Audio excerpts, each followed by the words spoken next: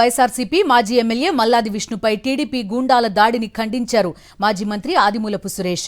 కూటమి ప్రభుత్వంలో ప్రాథమిక హక్కులను కూడా కాలరాస్తున్నారని మండిపడ్డారు. దగా డీఎస్సీకి నిరసనగా శాంతియుతంగా నిరసన తెలుపుతుంటే టీడీపీ గూండాలు దౌర్జన్యం చేస్తున్నారన్నారు. లోకేష్ రాజీనామా చేసే వరకు వైఎస్ఆర్సీపీ ఉద్యమాలను ఆపబోదని స్పష్టం చేశారు ఆదిమూలపు సురేష్.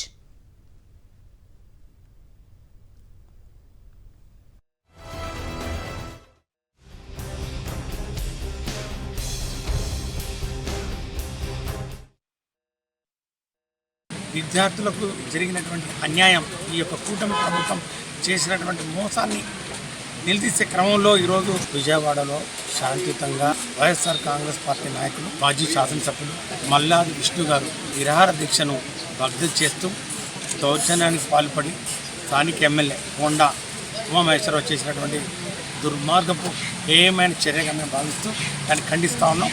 ఇది ముమ్మాటికి ఒక రాక్షస పాలనలో నారా లోకేష్ నడిపిస్తున్నటువంటి రెడ్ బుక్ రాజ్యాంగానికి నిదర్శనంగా పేర్కొనవచ్చు.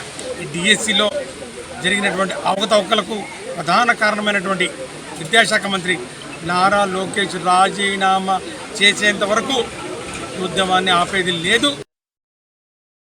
మరిన్ని అప్డేట్స్ కోసం ఛానల్ను సబ్స్క్రైబ్ చేయండి. నోటిఫికేషన్స్ కోసం బెల్ ఐకాన్ పై క్లిక్ చేయండి.